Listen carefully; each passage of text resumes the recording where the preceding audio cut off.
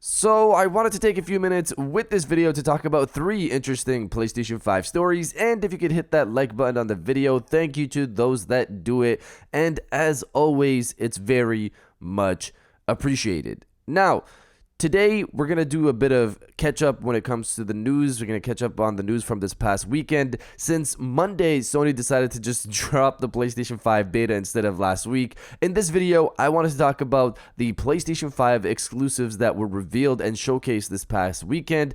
Full 4K 60 upgrade news, which is exciting. And did we get more evidence this new PlayStation 5 model is close to release? We're going to talk about all of that here. First, yes or no, have you downloaded the new PlayStation 5 beta or not? It rolled out on Monday, as we know. I thankfully got in thanks to you guys. As always, you guys always supply me with the codes, and I appreciate it so much. Remember, you can share your codes with up to 5 people, I believe. So if you have extra codes and you want to share it, drop them in the comments for other people that haven't got in. So comment below, yes or no, if you've downloaded the new PlayStation 5 beta or not. Let me know down in the comments below. Now, diving into the first story of the video, the new PlayStation 5 exclusives revealed and announced this past weekend. We're going to quickly skim through this list because I'm sure most of you probably have gotten a good chunk of this information at this point. This past weekend, we had the China Joy event.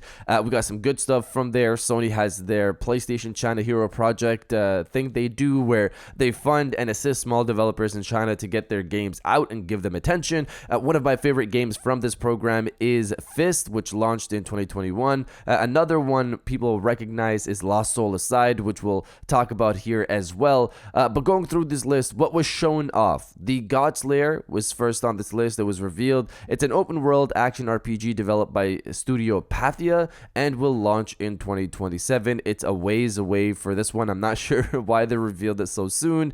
That's years away at this point, nearing the next generation of consoles. Another action RPG was revealed with The Winds Rising. This one I'm interested in since it comes from the same team that made Fist. No release information on this one. We kind of just got a concept image trailer, really, so it's probably a ways away as well.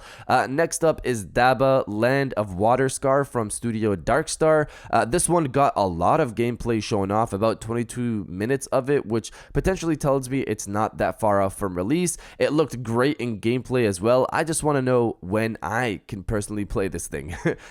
Next up is Exile Edge, not an action RPG, but rather a third-person shooter developed by Studio Enigmatrix. I think I said that correctly. We got gameplay trailer for this one, but again, no release date. Now, getting into some of the bigger games here, we have, of course, Lost Soul Aside. This is an action RPG people have been waiting for since 2016. It is currently set to release in early 2024 for PlayStation 5. The PlayStation 4 version looks to be canceled since they don't mention it anymore in the little information that they put in their latest trailer, which makes sense since they dropped a full ray tracing trailer. So it looks like they're trying to push the limits with this game, and I guess they can't really do that with the PlayStation 4 anymore. I'm happy, man. Move on from the PlayStation 4.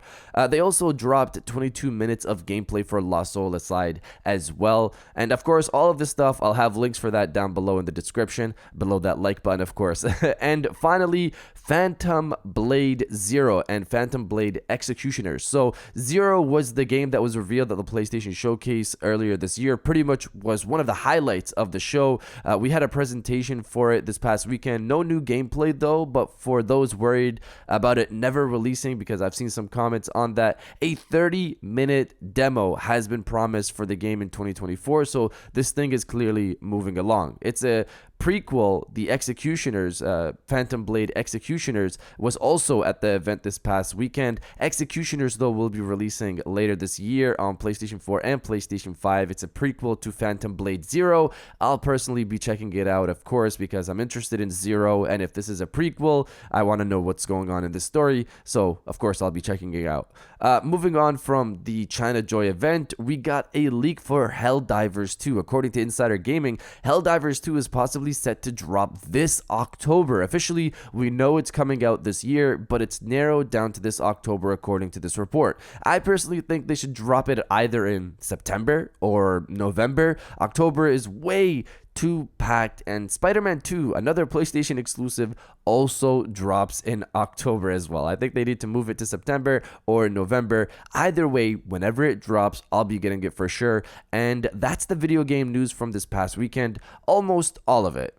Now diving into the second story of the video, full 4K 60 upgrade. Reading from Gaming Bolt, in a recent interview with WCCF Tech, S-Game founder and CEO Soulframe Liang provided more details on Phantom Blade Zero, specifically what to expect from the PlayStation 5 versions where its graphics options are concerned. Liang says S-Game is currently hoping to have two graphics modes in Phantom Blade Zero at launch, targeting 2K 60 FPS, which is 1440p 60 FPS, and 4K 30 FPS. That, however, isn't set in stone because the developer is trying to get the game running at 4K 60 FPS, which might still possibly be in the cards. If everything goes as planned, we intend to offer two modes, 2K at 60 FPS and 4K at 30 FPS, Liang said. However, I agree that this is still a compromise. Our team is actively seeking ways to achieve 4K at 60 FPS on PlayStation 5,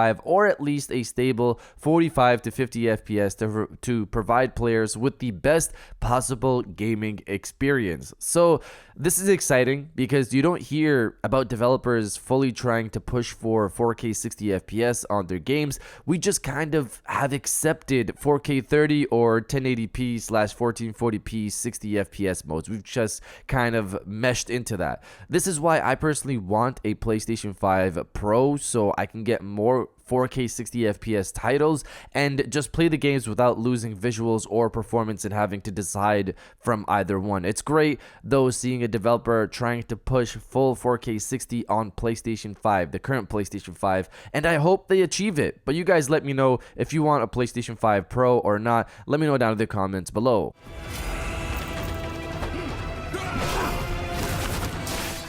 And now diving into the final story of the video, more evidence a new PlayStation 5 model is coming. So this one is a quick story, but an interesting one. Tom Henderson, as we know, has claimed that Sony is set to release a new PlayStation 5 with detachable disk drive next month in September. We have all dubbed it as the PlayStation 5 Slim, but it potentially might not actually be a slimmer design, but it might just look like the current PlayStation 5, but just with a detachable disk drive. Regardless, we've already received hints that this thing is coming, most likely, with sales for PlayStation 5s happening all over the globe. Sony is actively trying to get those PlayStation 5s out, their current stock. They're trying to get that out there in users' hands. We have another piece of evidence today, potentially another piece of evidence to add to this list, with PlayStation Japan now offering PlayStation 5 consoles with two controllers bundled in, launching on August 5th. Sales, bundles, etc. PlayStation 5s have already been selling great. We know this. They're breaking records. You wouldn't think that they would need to go this hard to sell more PlayStation 5s, especially with Spider-Man 2 launching just a couple of months away. Sony doesn't need to do these sales. So Sony right now, based off all of this, right now out of nowhere, sales, left and right bundles, they're clearly trying hard to get this stock out, and they're trying to sell it even more now. It gives credence potentially to this new PlayStation 5 model launching soon. Of course, we'll have to wait and see how this plays out, but you guys let me know if you're going to be getting this new PlayStation 5 with a detachable disk drive or not. Let me know down in the comments below. And if you guys did enjoy this video, please hit that like button, as it always helps, and subscribe if you're new. I got new videos every Monday, Wednesday, and Friday, and now I'll check you guys out on the next one. And welcome back to the after show. This is the part of the video where we have a little fun down in the comments below. If you're old, welcome back. If you're new, welcome. For today's thing, what I want you guys to do is to body, obliterate, destroy, and overall harass the comment section with bring on the new stuff. Whether it's this PlayStation 5 detachable disk drive, the new headphones coming out, Project Q. If you're looking forward to any of this stuff coming out in the next couple of months, destroy the comment section with bring on the new stuff. And I'll definitely heart those comments like I always do, because I appreciate everybody who stays to the end of my videos. And now I'll check you guys out on the next one.